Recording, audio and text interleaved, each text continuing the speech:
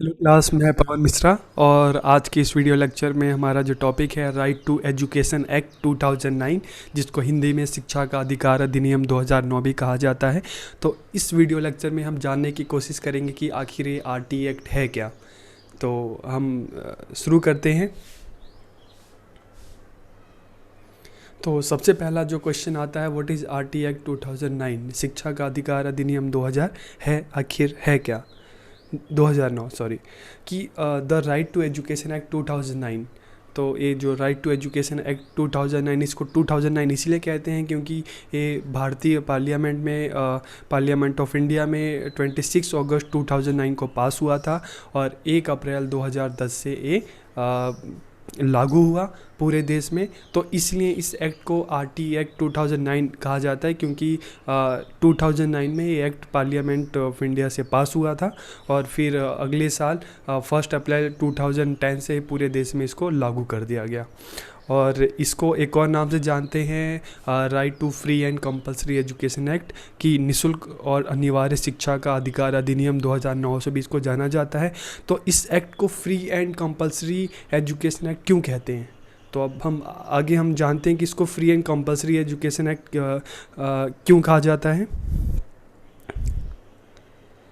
तो इसको free and compulsory education act इसलिए भी कहा जाता है क्योंकि इस एक्ट में जो प्रोविज़न है कि 6 to 14 ईयर्स के जो बच्चे हैं, जो पूरे इंडिया में जो बच्चे हैं, उनको legal right to free and compulsory education दी जाएगी, कि 6 से 14 वर्ष के सभी बच्चों को, भारत में रहने वाले सभी बच्चों को निःशुल्क और अनिवार्य शिक्षा का कानूनी अधिकार है, कि 6 से 14 साल के सभी बच्चों को फ्री एंड कंपलसरी एजुकेशन दी जाएगी, उनसे किसी तरह का कोई पैसा नहीं लिया जाएगा।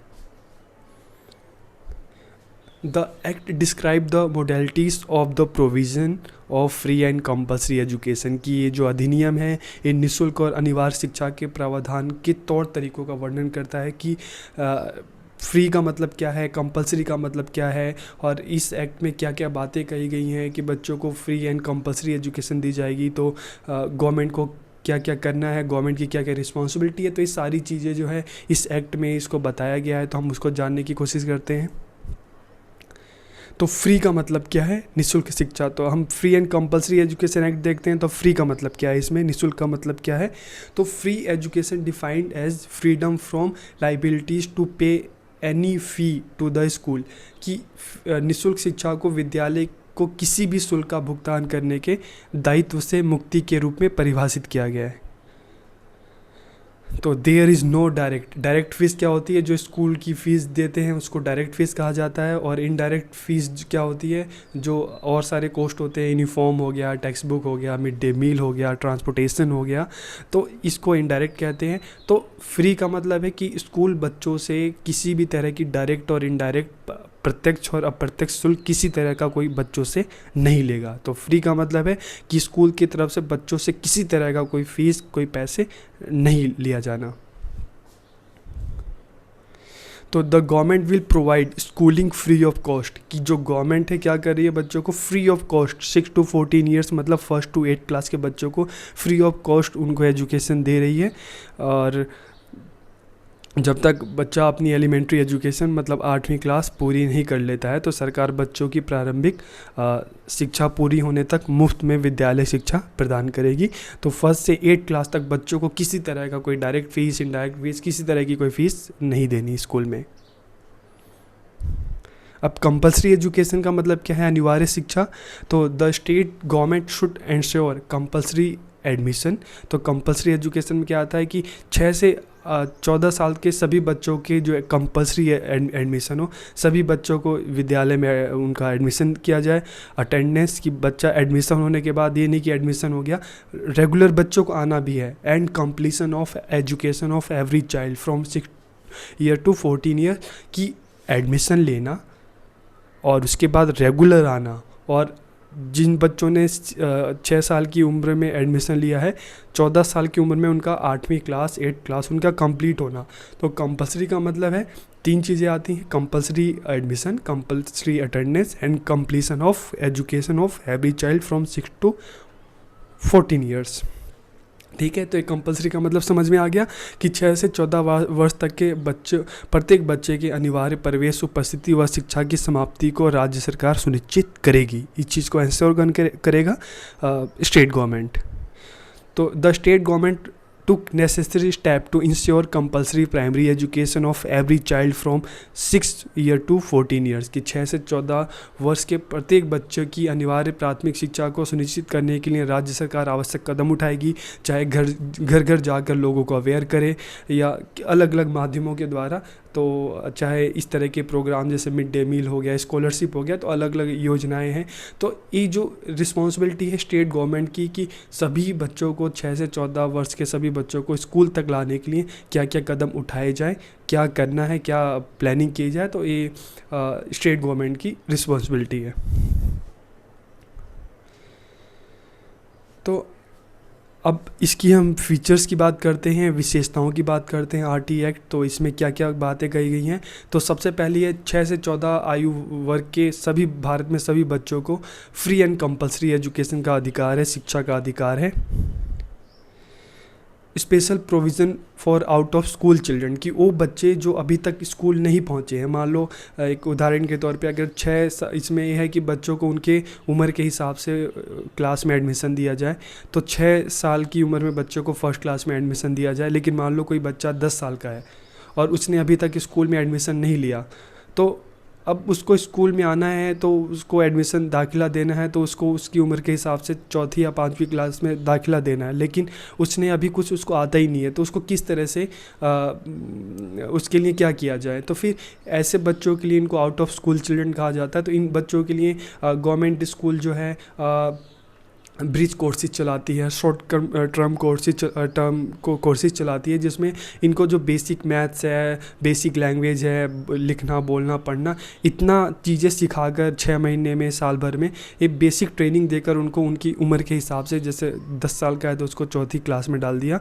4th क्लास में डाल दिया। तो जो आउट ऑफ स्कूल चिल्ड्रन है इसके लिए स्पेशल प्रोविजंस किया जाता है, अलग से स्पेशल क्लासेज चलाई जाती हैं और उनको 6 महीने साल भर की ट्रेनिंग देकर बेसिक चीज़ें सिखाकर उनको उनकी उम्र के हिसाब से कक्षाओं में डाल दिया जाता है। Right to transfer to other school कि बच्चों को ये राइट है कि अगर वो दूसरे विद्यालयों में उनका ट्रांसफ़र किया जा सके, मतलब एक विद्यालय से दूसरे विद्यालय में अगर उनके पास कुछ वैलिड रीज़न है तो उनको ट्रांसफ़र का पूरा उनका राइट है। विद्यालय उन बच्चों को नहीं रोक सकता। मान लो कोई बच्चा है, अगर कोई बच्चा अगर इधर महरौली में रहता है और कल को वो दूसरी जगह पर चला गया, तो अब महरौली में आने में उसको दिक्कत होगी विद्यालय में, तो उसको फिर क्या है कि दूसरी जगह जहाँ पे गया है तो अपना ट्रांसफ़र एक विद्यालय से दूसरे विद्यालय में वहाँ पे ट्रांसफ़र रह सकता है, विद्यालय इसके लिए मना नहीं कर सकता। तो right to transfer to other school. 1 primary school will be set up in every 1 kilometre area कि हर 1 किलोमीटर के डिस्टेंस पे एक प्राइमरी स्कूल ओपन किया जाए। No capitation fees and screening procedure कि जब बच्चों का विद्यालय में एडमिशन होता है तो उस टाइम जैसे देखते हैं डोनेशन और इस तरह के बहुत सारे फ़ीस लेते हैं, तो कोई भी स्कूल बच्चों से इस तरह की एडमिशन के टाइम में कोई कैपिटेशन या टेस्ट प्रक्रिया इस तरह की कोई फ़ीस नहीं लेगा। एडमिशन के टाइम जैसे डोनेशन 1 लाख 2 लाख इस तरह से बहुत ज़्यादा स्कूल करते थे पहले, तो इसमें कहा गया है कि एडमिशन के टाइम पे स्कूल किसी तरह का कोई फ़ीस बच्चों से नहीं लेगा। No child shall be denied admission in school for lack of age proof कि अगर बच्चे के पास एज प्रूफ नहीं है तब भी कोई भी विद्यालय उसको एडमिशन देने से मना नहीं कर सकता, तब भी विद्यालय को उनको एडमिशन देना ही है। और नो रिटेंशन पॉलिसी का मतलब है कि एक कक्षा में बच्चों को 1 साल से ज़्यादा नहीं रोका जा सकता, कि उनको प्रमोट किया जाना चाहिए। अगर बच्चा 1st क्लास में है तो 2nd क्लास में, 3rd क्लास में, तो 8th क्लास तक। आप बिल्कुल इस चीज़ को जान लो कि जो हम राइट टू एजुकेशन एक्ट की बात कर रहे हैं ये 1st से 8th क्लास तक के लिए है, ठीक है। तो 8th क्लास तक बच्चे को 1 साल से ज़्यादा किसी भी एक क्लास में रोका नहीं जा सकता, तो इसको कहते हैं नो रिटेंशन पॉलिसी, ना रोकने की नीति। किसी भी तरह की फ़िज़िकल पनिशमेंट या मेंटल हरासमेंट पर रोक लगा दी गई है इसमें, कि स्कूल में जो विद्यालय की तरफ से, टीचर की तरफ से बच्चों को किसी तरह का कोई फिजिकल पनिशमेंट या मेंटल हरासमेंट नहीं दी जानी चाहिए। पहले एक टाइम ऐसा था कि फिजिकल पनिशमेंट की वजह से ही, मेंटल हरासमेंट की वजह से ही बच्चा स्कूल छोड़ के चला जाता था। तो इसलिए इस एक्ट में कहा गया है कि स्कूल की तरफ से किसी भी तरह का कोई फिजिकल बच्चों को पनिशमेंट ना दिया जाए, उनको मेंटली हरास ना किया जाए। Recognition certificate to the school, कि विद्यालय को मान्यता प्रमाण पत्र, कि हर विद्यालय, जो भी विद्यालय हैं जो 8 क्लास तक के हैं, तो उनको अगर स्कूल ओपन होते हैं तो उनको सबसे पहले गवर्नमेंट की तरफ से उनको मान्यता या रिकॉग्निशन सर्टिफिकेट उनको लेना पड़ेगा, तभी वो बच्चों उनको राइट होगा स्कूल ओपन करने का, नहीं तो उनको इलीगल माना जाएगा। तो स्कूल को भी, कोई व्यक्ति स्कूल ओपन करना चाहता है तो उसको भी उस चीज़ के लिए परमिशन लेनी पड़ेगी।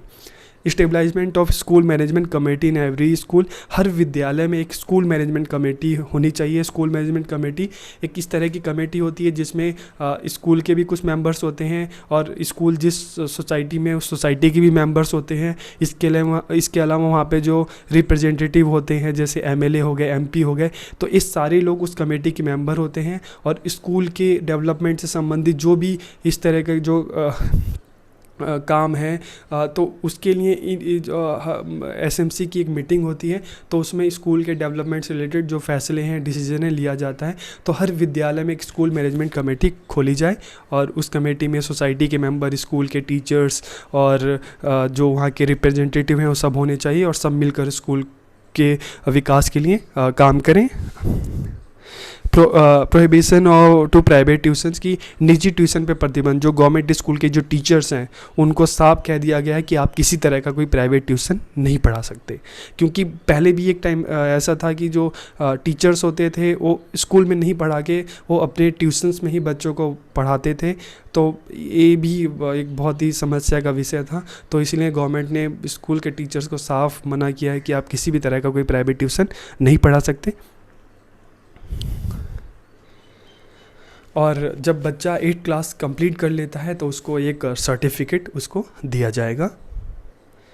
और जो पब्लिक स्कूल के लिए, उनके लिए एक रूल बनाया गया कि आप 25% जो स्टूडेंट हैं, इकोनॉमिक वीकर सेक्शन, जो EWS जो कोटा है, तो फर्स्ट क्लास में आपका जितना भी विद्यालय में बच्चे हैं, तो जितने भी बच्चों को आप फर्स्ट क्लास में एडमिशन दे रहे हैं, तो उसमें से 25% बच्चे इकोनॉमिक वीकर सेक्शन से आएंगे और उनको आपको बिल्कुल फ्री एजुकेशन प्रोवाइड करनी है। उनको किसी तरह से, उनसे किसी तरह की कोई फ़ीस नहीं लेनी है। अगर ऐसा करोगे तभी आपको हम मान्यता देंगे, नहीं करोगे तो नहीं देंगे।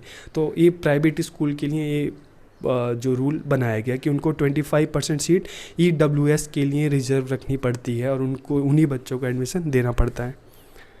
और टीचर्स के लिए क्वालिफ़िकेशन क्या होनी चाहिए, terms and condition for the appointment of teacher, तो ये सारे रूल्स एंड रेगुलेशन इस RT में बनाए गए।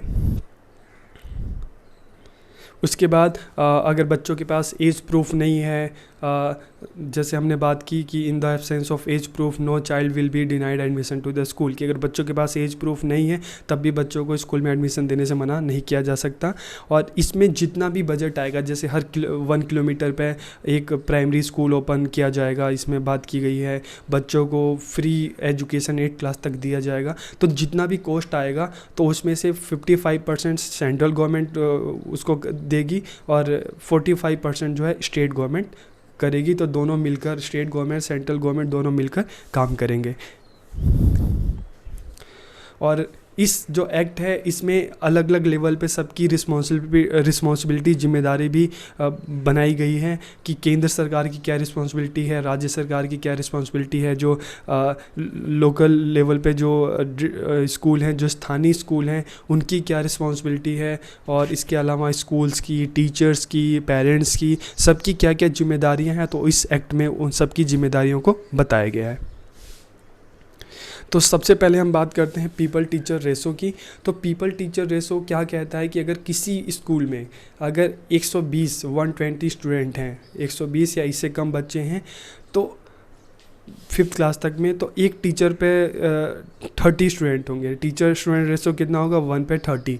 लेकिन अगर उस स्कूल में 120 से ज़्यादा बच्चे अगर होते हैं तो टीचर स्टूडेंट रेशो क्या होगा, एक टीचर पे 40 स्टूडेंट। और 6 to 8 क्लास का जो है इसमें एक टीचर पे 35 स्टूडेंट। तो इस तरह से टीचर स्टूडेंट रेशो डिसाइड किया गया कि किसी भी विद्यालय में अगर 120 बच्चे या उससे कम होते हैं तो एक टीचर पे 30 स्टूडेंट, उससे ज़्यादा होते हैं तो एक टीचर पे 40, और 6 to 8 क्लास तक एक टीचर पे 35 स्टूडेंट होंगे। और duties of parents and guardian की ड्यूटीज़, पेरेंट्स के लिए क्या ड्यूटीज़ है कि वो अपने बच्चों को अपने जो नेबरहुड में जो स्कूल है वहाँ पे बच्चों को भेजें, उनको घर पे ना बिठाएं, उनको स्कूल भेजें, उनको एजुकेट करें। तो ये पेरेंट्स की रिस्पॉन्सिबिलिटी है। जैसे हमने बात की थी इससे पहले की जो वीडियो लेक्चर में कि आर्टिकल 51 एक कहता है कि पेरेंट्स की रिस्पॉन्सिबिलिटी है कि अपने बच्चों को स्कूल भेजें। तो इसमें पेरेंट्स की रिस्पॉन्सिबिलिटी क्या है, अपने बच्चों को स्कूल भेजना। और ड्यूटीज़ ऑफ सेंट्रल गवर्नमेंट की, केंद्र सरकार की क्या रिस्पॉन्सिबिलिटी है कि नेशनल करिकुलम फ्रेमवर्क बनाना। नेशनल करिकुलम फ्रेमवर्क का मतलब है कि पाठचर्या जो विद्यालय स्तर पर जो 1st से 8 क्लास तक क्या क्या बच्चों को जो अलग अलग सब्जेक्ट, मैथ्स को इसमें मैथ्स, लैंग्वेज है, EVS है, साइंस है, तो अलग अलग जो है फिज़िकल एजुकेशन है। तो एक तरह का एक करिकुलम बनाना जो पाठचर्या बनाना ये सेंट्रल गवर्नमेंट का काम होगा। तो to develop framework of national curriculum कि मैथ्स में किस तरह से, मैथ्स में क्या क्या चीज़ें होनी चाहिए, साइंस में क्या क्या चीज़ें बच्चों को पढ़ाई जाए, लैंग्वेज में, भाषा में क्या क्या चीज़ें बच्चों को पढ़ाई जाए, सामाजिक अध्ययन में क्या क्या चीज़ें पढ़ाई जाए, और उसमें तो इस तरह का पाठ्यक्रम तैयार करना। To develop and enforce standard for training of teachers कि शिक्षकों के प्रशिक्षण के लिए मानकों को विकसित करना और लागू करना। और to provide technical support and resource to the state government की राज्य सरकारों को तकनीकी सहायता और संसाधन उपलब्ध कराना। To formulate policies related to educational development of children की बच्चों के शैक्षिक विकास से संबंधित नीतियों का निर्माण करना। और जितना भी खर्चा आएगा इस एक्ट में 6 से लेकर 1st से लेकर 8 क्लास में बच्चों को, इस जो राइट टू एजुकेशन एक्ट है तो इसमें जो जो प्रोविजंस हैं उनमें जितना भी खर्चा आएगा उसका 55% जो है वो कौन उठाएगा, वो सेंट्रल गवर्नमेंट। अभी स्टेट गवर्नमेंट की क्या रिस्पॉन्सिबिलिटी है कि अपने स्टेट में जितने भी बच्चे हैं 6 to 14 ईयर्स के, जैसे उत्तर प्रदेश है तो स्टेट गवर्नमेंट की रिस्पॉन्सिबिलिटी है कि वहाँ पे जितने भी बच्चे हैं 6 to 14 ईयर्स के सभी को फ्री एंड कंपल्सरी एजुकेशन दे। और to ensure availability of school near home कि घर के नज़दीक में विद्यालय की उपलब्धता सुनिश्चित करे। जैसे बात की गई कि हर 1 किलोमीटर पे 1 स्कूल्स जो प्राइमरी स्कूल है उसको ओपन किया जाए। और जितना भी खर्चा है उसका 45% जो है स्टेट गवर्नमेंट को उठाना है। और ये इंश्योर करना है, सुनिश्चित करना है कि अपनी गरीबी के कारण, आर्थिक हालत के कारण कोई भी बच्चा स्कूल ना छोड़े। 6 से लेकर 14 ईयर्स का जो भी इस एज ग्रुप के जो बच्चे हैं, अपनी फैमिली के कारण, मतलब जो भी इकोनॉमिक कंडीशन के कारण कोई भी बच्चा स्कूल को ना छोड़े, ये चीज़ें सुनिश्चित करना, इंश्योर करना। अगर बच्चों को कोई किसी तरह की कोई प्रॉब्लम होती है तो उसका निपटारा भी राज्य सरकार को देखना है। तो ये इंश्योर करना कि बच्चा किसी भी कारणवश अपनी प्राथमिक शिक्षा को ना छोड़े। और ensure good quality education through proper infrastructure की प्रॉपर इंफ्रास्ट्रक्चर उपलब्ध कराना विद्यालय में, क्वालिटी टीचर्स होने चाहिए, लर्निंग इक्विपमेंट होने चाहिए। तो विद्यालय भवन, शिक्षक, शिक्षण सामग्री सहित आधारभूत संरचना की उपलब्धता को सुनिश्चित करना। इसके अलावा कि to make necessary arrangement for providing free pre school education for children about 3 years to prepare for elementary education कि जो 3 साल से 6 साल के बच्चे हैं उनकी जो प्री स्कूलिंग है उसके लिए व्यापक मतलब व्यवस्था करना है ताकि बच्चों को एलिमेंट्री के लिए तैयार किया जा सके। To provide qualitative education to children, बालकों को गुणात्मक शिक्षा प्रदान करना। To arrange effective training for teachers कि शिक्षकों के लिए प्रभावशाली प्रशिक्षण की व्यवस्था करना। और लोकल गवर्नमेंट मतलब जो डिस्ट्रिक्ट लेवल की गवर्नमेंट है उनके क्या रिस्पॉन्सिबिलिटी है कि to provide free and compulsory education to every child. और to build school in areas where there is are no school, जहाँ पे विद्यालय नहीं है वहाँ पे विद्यालय को खोलना। और उस एरिया में हर डिस्ट्रिक्ट में जितने भी बच्चे स्कूल जा रहे हैं तो उनका रिकॉर्ड मेंटेन करना कि कितने बच्चों ने एडमिशन लिया, कितने बच्चों ने फर्स्ट क्लास में कितने स्टूडेंट हैं, सेकंड क्लास में 8 क्लास तक कितने बच्चे हैं, कितनों ने पास किया और कितनों ने बीच में ही स्कूल छोड़ दिया। तो ये पूरा रिकॉर्ड मेंटेन करना है। और to ensure entry, attendance and completion of primary education of every child in this jurisdiction, कि अपने एरिया में जितने भी बच्चे उनके एरिया में हैं तो देखना कितने बच्चों ने रिकॉर्ड मेंटेन करना, ये इंश्योर करना कि सभी बच्चे जो हैं एडमिशन लें और रेगुलर आएँ और अपनी जो प्राइमरी एजुकेशन है एलिमेंट्री है उसको कंप्लीट करें। To oversee the arrangement of school, विद्यालयों की व्यवस्था की देखरेख करना, टाइम पे इंस्पेक्शन करना विद्यालयों में। और स्कूल्स की क्या ड्यूटीज़ हैं, तो स्कूल की ड्यूटीज़ हैं कि बच्चों को to provide free and compulsory elementary education to all children between the ages of 6 to 14, कि किसी तरह की कोई कैपिटेशन फ़ीस एडमिशन के टाइम बच्चों से स्क्रीनिंग फॉर एडमिशन या कैपिटेशन फ़ीस नहीं लेना। एडमिशन के समय जो एक्स्ट्रा पैसे लिया जाता था उस तरह की किसी तरह का कोई बच्चों से पैसा नहीं लेना। और प्राइवेट स्कूल में जो फर्स्ट क्लास में जब एडमिशन होते हैं तो उनको जैसे हमने बात की कि जो इकोनॉमिक वीकर सेक्शन है उनके लिए 25% सीट रिजर्व करना, कि जितने भी बच्चे हैं 100 बच्चों को एडमिशन दे रहे हैं फर्स्ट क्लास में तो उनमें से 25% 25 बच्चों को ऐसे होने चाहिए जो इकोनॉमिक वीकर सेक्शन से होने चाहिए और जिनसे किसी तरह की कोई फ़ीस नहीं लेना। No school will refuse to give admission to children, कि कोई भी विद्यालय बच्चों को प्रवेश देने से मना नहीं कर सकता। In the absence of age proof no child will be denied admission to school, की अगर बच्चों के पास किसी तरह का कोई लेट पत्र या इस तरह का डॉक्यूमेंट नहीं है फिर भी स्कूल बच्चों को एडमिशन देने से मना नहीं कर सकता। और नो रिटेंशन पॉलिसी, की एक क्लास में बच्चों को 1 साल से ज़्यादा समय तक नहीं रोका जा सकता, उनको प्रमोट करना है 8 क्लास तक। और किसी भी तरह की फ़िज़िकल पनिशमेंट नहीं, ना फिज़िकल और मेंटल जो टॉर्चर है उस पर पूरी तरीके से रोक लगा दी। टीचर्स की क्या रिस्पॉन्सिबिलिटी है कि to maintain regularity and punctuality in attending school, कि डेली स्कूल जाएं और पंक्चुअल, कि समय के पाबंद रहें और डेली स्कूल जाएं और दिए गए टाइम में अपना जो पाठ्यक्रम है सिलेबस है उसको कंप्लीट करें। और किसी भी तरह का वो प्राइवेट ट्यूशन को से हटें और उनको किसी तरह का कोई प्राइवेट ट्यूशन उनको नहीं लेना। और किसी भी तरह का फ़िज़िकल पनिशमेंट बच्चों को नहीं देना, फिज़िकल एंड मेंटल जो टॉर्चर है। और to assess the learning ability of each child and accordingly supplement additional instruction if any as required, कि प्रत्येक बच्चे की सीखने की क्षमता का आकलन करना और उसके अनुसार उसको आवश्यक निर्देश देना, मतलब प्रत्येक बच्चे के बारे में जानना और उस हिसाब से उसको पढ़ाना। और माता पिता जो हैं या अभिभावक के उनके साथ समय समय पर बैठक करना, और जैसे पीटीएम होता है तो इसी तरह तो उसमें बच्चों के बारे में उसकी प्रोग्रेस के बारे में बात करना। तो इस तरह से समय समय पे बच्चों के माता पिता से जुड़ना और इसके लिए समय समय पे बैठकें जो पीटीएम होता है उसको करना। तो आज के इस वीडियो लेक्चर में हमने देखा कि RT right to education act है क्या, इसमें क्या क्या प्रोविज़न है, इसको हम free and compulsory education act क्यों कहते हैं, और इसमें जो बात की गई है ये 1 से 8 क्लास तक के बच्चों के लिए बात की गई है जिसको एलिमेंट्री कहा जाता है। और एज ग्रुप क्या है, 6 to 14 ईयर्स का एज ग्रुप है। ये 2009 में पार्लियामेंट से पास हुआ, इसलिए इसको आरटी एक्ट 2009 कहा जाता है। और इसमें पेरेंट्स की भी रिस्पॉन्सिबिलिटी डिसाइड की गई, सेंट्रल की रिस्पॉन्सिबिलिटी, स्टेट की रिस्पॉन्सिबिलिटी, डिस्ट्रिक्ट गवर्नमेंट की रिस्पॉन्सिबिलिटी, जो स्कूल है उसकी रिस्पॉन्सिबिलिटी, टीचर की रिस्पॉन्सिबिलिटी, तो हर किसी की रिस्पॉन्सिबिलिटी इस एक्ट में बताई गई है कि इसकी अपने लेवल पे क्या रिस्पॉन्सिबिलिटी है। और कोई भी स्कूल है 8 क्लास तक, आप सब भी हैं इस एक्ट के अनुसार, कोई भी जो विद्यालय है 8 क्लास तक वो बच्चों को स्कूल में एडमिशन देने से मना नहीं कर सकता। तो काफ़ी अच्छा एक्ट है और इसमें बच्चों के बेहतरी के लिए काफ़ी कुछ किया गया है। तो आज के इस वीडियो लेक्चर में इतना ही और आप सबका बहुत बहुत धन्यवाद।